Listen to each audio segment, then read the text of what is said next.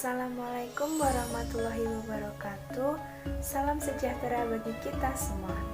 Om Swastiastu, Namo Buddhaya, salam kebajikan.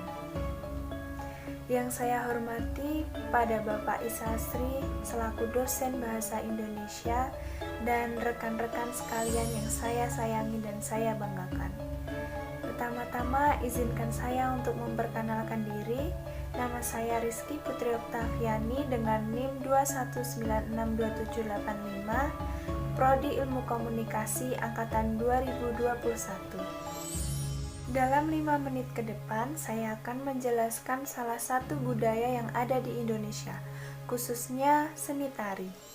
Kebudayaan seni tari sudah berdiri sejak lama, terutama di negara Indonesia. Kesenian tari yang ada di Indonesia sangatlah banyak, dan di setiap daerahnya memiliki gerakan pakem dan filosofinya tersendiri. Seni tari akan terus berkembang seiring berkembangnya zaman. Maka dari itu, kita sebagai generasi muda wajib melestarikan agar dunia lebih mengenal seni tari yang ada di negara Indonesia.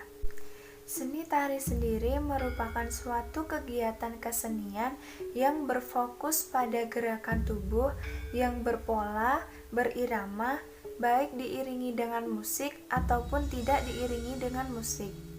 Seni tari berfungsi sebagai sarana untuk mengekspresikan diri, media hiburan, pertunjukan atau pementasan, dan untuk upacara adat, keagamaan, ataupun penyambutan.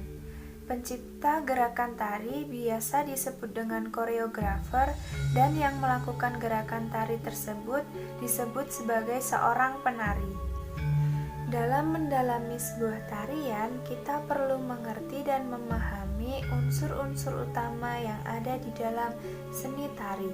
Antara lain, yang pertama ialah wiroga atau raga. Wiroga adalah unsur gerakan dalam tari yang penuh akan makna. Contoh gerakannya seperti duduk, meloncat, ataupun berdiri. Yang kedua ialah wiromo atau irama. Wiromo adalah iringan musik para penari. Sebagai penari, kita harus pintar menyatukan gerakan tariannya dengan musiknya. Yang ketiga adalah wiroso atau rasa. Wiroso adalah penghayatan dari seorang penari menarikan tarian tersebut atau ekspresi dari seorang penari. Adapun beberapa unsur pendukung dalam seni tari, yaitu tata rias, kostum, pola lantai, gerakan, dan iringan atau musik. Penarikan sebuah tarian dapat dilakukan secara tunggal, berpasangan, ataupun berkelompok sesuai dengan koreografernya. Contoh dari tari tunggal ada tari topeng kelana dari Cirebon, dan untuk contoh tari berpasangan itu ada tari serampang 12 dari Sumatera Utara. Biasanya tarian serampang 12 ini ditarikan oleh penari perempuan dan laki-laki. Dan yang ketiga ada tari berkelompok. Biasanya tarian ini ditarikan bersama-sama. Contoh tarinya ada tari saman dari Aceh dan tari bedoyo dari Keraton Surakarta. Terdapat jenis tari berdasarkan koreografinya. Antara lain yang pertama ada tari tradisional. Tari ini telah diwariskan secara turun-temurun, dan biasanya tari ini mengandung nilai filosofis, simbolis, dan religius. Aturan dari segi gerak, tata rias, formasi, dan kostum sudah dipakemkan, yang artinya tidak boleh berubah. Tari tradisional dibagi menjadi dua. Yang pertama, tari klasik. Contoh tari klasik ada tari serimpi dari Jawa Tengah. Dan yang kedua adalah tari kerakyatan. Contoh tari kerakyatan adalah tari lilin dari Sumatera Barat. Yang kedua ada tari kreasi baru.